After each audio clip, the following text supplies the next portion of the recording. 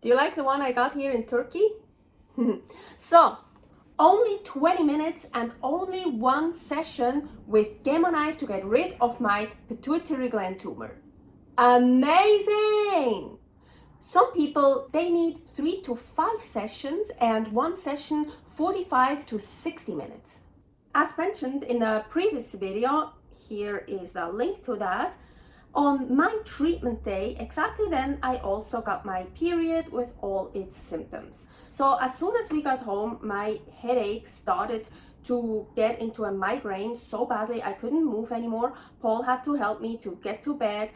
He had to bring me Tylenol and ibuprofen. I know it wasn't the procedure. Well, okay, maybe a bit, but the majority of it was from period. I just knew that. Perfect timing. On the day of my treatment, I'm getting my period and they drilling and hammering above my head to fix the leak in the roof. Then at night, I started to get period cramps. Finally, around 6 a.m. in the morning, I took ibuprofen again. I only got about 2 hours of sleep and I had period cramps for 2 days, but only needed meds on the first day. But then the pain started. On my right side of the nose, here, all the way up, sinus above my eyebrow, here. It started hurting for 5 days, non-stop, and so badly. I know this pain before. No, I never have had hay fever in my life before. I know you can just suddenly develop hay fever, and that's what we first thought when it happened before my first surgery. I don't know, maybe 5 years ago, I don't remember, but I suddenly started to get problems with my sinuses and up here, what I've never had before. And then after the surgery, I also still got that, and I also got surgery through my nose, so yeah. But I've never had such pain before in my life like then, those 5 days. It was really so bad, and my eyes were burning, and I had to take meds. On one day, I had to take meds, ibuprofen and Tylenol 3 times a day, and then on the other days, either twice or once. Here, I have to say, I very rarely take meds. I always wait way too long. I know, I should take them earlier. I figured out I can only sleep on my left side. Like, it actually felt better when I was like this. On my right side, hell no. So before the procedure, after the procedure, the doctor kept telling me every time when I asked, I shouldn't feel anything. I shouldn't have any side effects, like nothing. So I know my body is very sensitive, so I expected something, maybe some headache, maybe a little bit nausea or so, but not this. I didn't expect that much pain and for so long. Also got a little bit worried because, yeah, when the doctor keeps telling you you shouldn't feel anything and you're in so much pain and you're just eating pain meds, and usually you don't use pain meds at all, so you get concerned. So I texted him, well, the coordinator, the doctor, he said, well, there are people that are more sensitive, so, and I probably belong to those people. So, well, basically, yeah, it can be that you can feel something. So that calmed me down a bit. And also my mom, she was a nurse her entire life, and my friend from Switzerland, she is a nurse. They both kept telling me, oh, that's normal. After radiation, people have pain, and that can take a while to get over with, like with the headaches or nausea. That's totally normal. So it's nothing. Yes, of course, I didn't have surgery like last time. I was under anesthesia, had holes drilled through my nose and all that bullshit. No, I just went through a machine and done, but there was still beams, like radiation is not nothing, so there was still going on a lot in there. So yeah, it makes sense that I felt that afterwards. Also, I was always constantly so tired and exhausted. Even when I got 10 hours of sleep, I was so tired. Sometimes I could barely open my eyes, I barely get up. It was crazy. And a 15-hour bus ride from Istanbul to Fethiye with that much pain wasn't fun at all. I'll be making a video about that too, and we'll post it later. On the 6th day, the constant pain here, nose, sinus, eyebrow, finally stopped. But a constant headache started. So April 21st was like the change. I still had some pain here, but then my headache started. So April 21st until the 28th, for 8 days straight, I had a non-stop headache.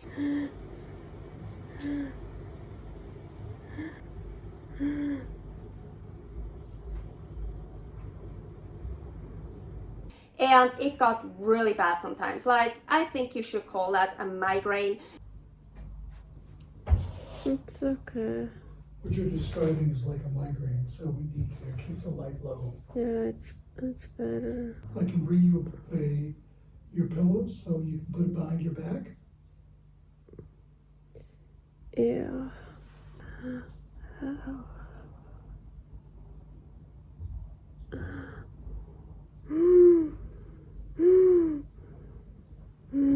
And yes, I needed meds. I took meds, but here I have to say again, I should have taken many more meds that I did. I suffered way too much for way too long.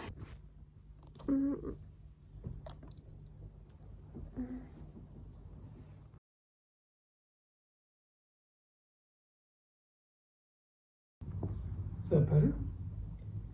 Yeah.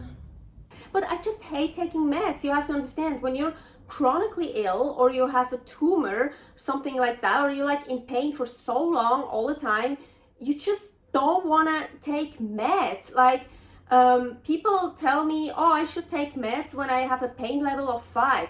Then I probably would take meds every fucking day. Not now, but at a certain time. Yeah, I'm like, no, you can't do that. I don't wanna. So yeah, but I shouldn't wait until I get to a pain level 9 to take meds. Then I was like, okay, when I get to a 7, I'll try to take meds. So I did get better with it. April 28th, 2024. Finally, that was the first day where I could really say, yes, it is finally getting better. It was still not good, still had problems, but it was getting better. The next day, even on the 29th, in the morning, I felt really good. I felt motivated. I had energy. It was like, yeah. Unfortunately, right after eating breakfast, I didn't feel good anymore. I got nauseous. I got sick. I got dizzy. I felt like puking. I didn't, but I really didn't feel good. I had digestive pains, and I had pains before pooping. Before a bowel movement, I have pains, and that is happening already for years. I still get that. Not every time, not all the time, but I get that quite a lot. And that time I had a lot of pains, and I had to poop 5 times, and it got every time a little bit more liquid.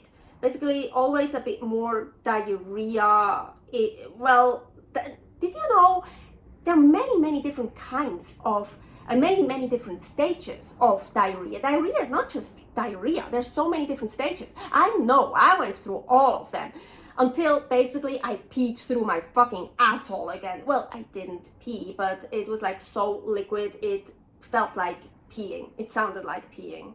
I felt so sick. I laid down and actually got some sleep, and I felt so much better afterwards, but still not good and so tired, so exhausted, and my eyes were burning. So yeah, nothing on that day. So the next day, on April 30th, I was motivated again. I actually felt good in the morning. We wanted to go to the Salad Bazaar, the Tuesday Bazaar, and I took just 1 capsule supplement in the morning. I swallowed that. Then I started doing my Turkish lessons. So about 15-20 minutes later, suddenly it started. Closing up of my throat, cramps back in my throat, getting ice cold back in the throat here. We think it's the vagus nerve. Paul was in the bathroom at that time when it started to happen. I can't talk, I can't really swallow, so I text messaged him, and I had to wait for a while until he was finally able to make a hot water bottle for me. So it was really brutal. Yeah, Paul didn't even have time to put the hot water bottle into tavuk. I needed it so badly. I remembered it got so, it really gets ice cold in there, and I'm always getting super cold. And so I burnt the shit out of me here, but I didn't care. I just needed it. Even the next day, you could still see some marks where I burnt myself. Okay, fuck, I really burned myself yesterday.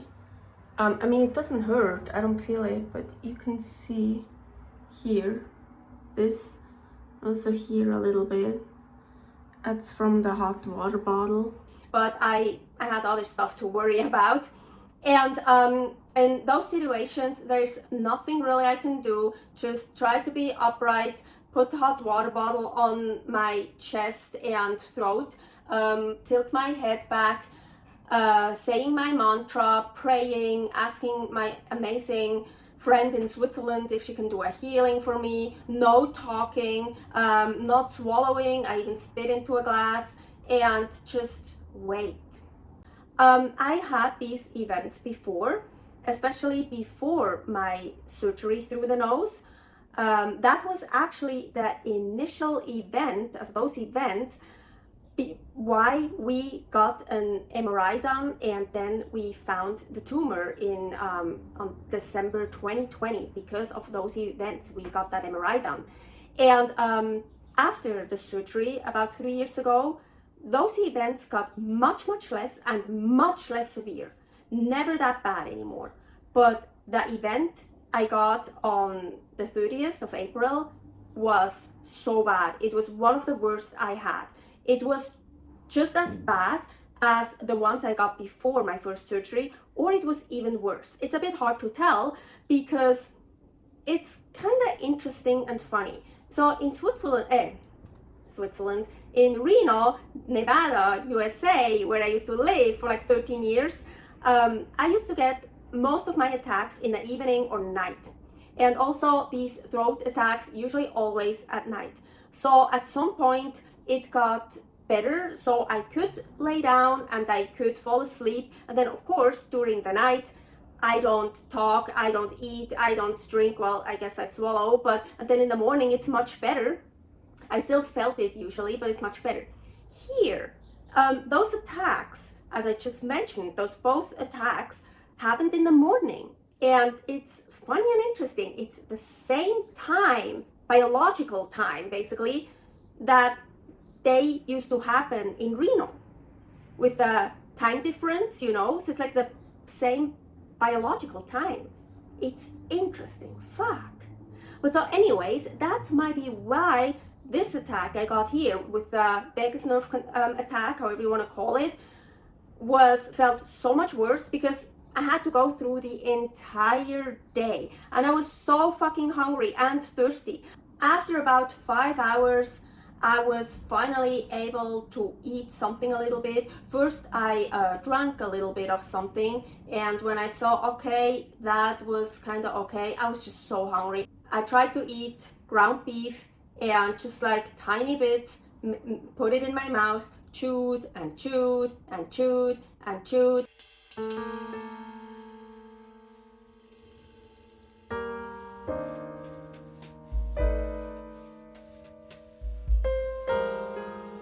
And chewed some more and put some water with it and chewed and chewed and chewed, and then I swallowed it. And it was still hurtful. I still started getting cramps, bad cramps, but I managed to eat a lot of ground beef. Yeah, those attacks are really one of the worst. And of course, with it also comes anxiety or panic attacks, even though now I do know those attacks, so I can deal with them much better. But that one, for how I experienced it, it was the worst. It was the worst of that kind of attack that I had. It really lasts so long, the entire day, even at night in bed. It started around 8:30 in the morning, and even like at night at 9:30, 10:30 in bed, I could talk again, but not that easily, and I still got cramps and it still hurt.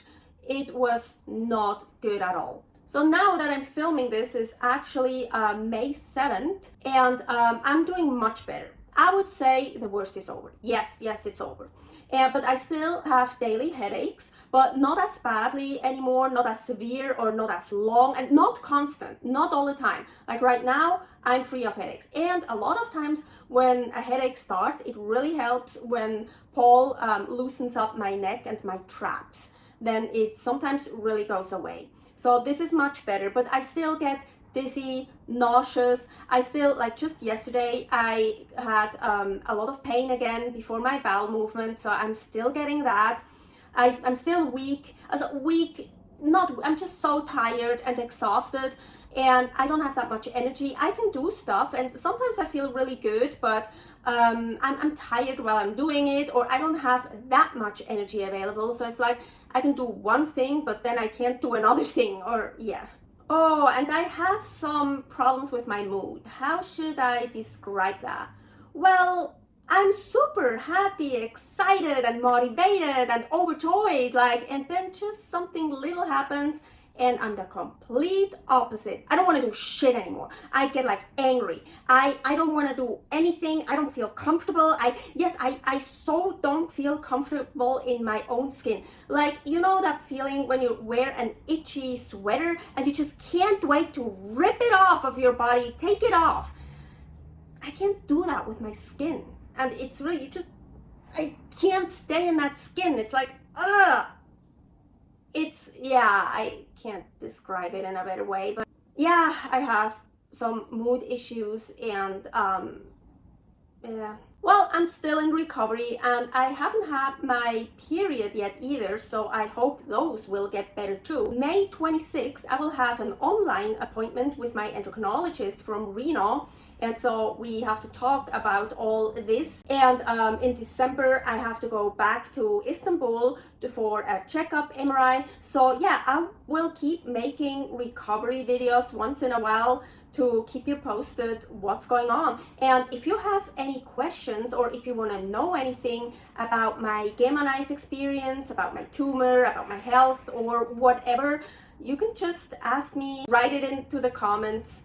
So in the last part, the fourth part, I will talk about the conclusions, our thoughts about everything, and how big my tumor actually was. Subscribe here, click that bell button for notifications, follow me on Instagram. I'll be posting more videos about my nomad life, about Aline's adventure. So hopefully now I can actually start enjoying the nomad life. Stay healthy, stay happy.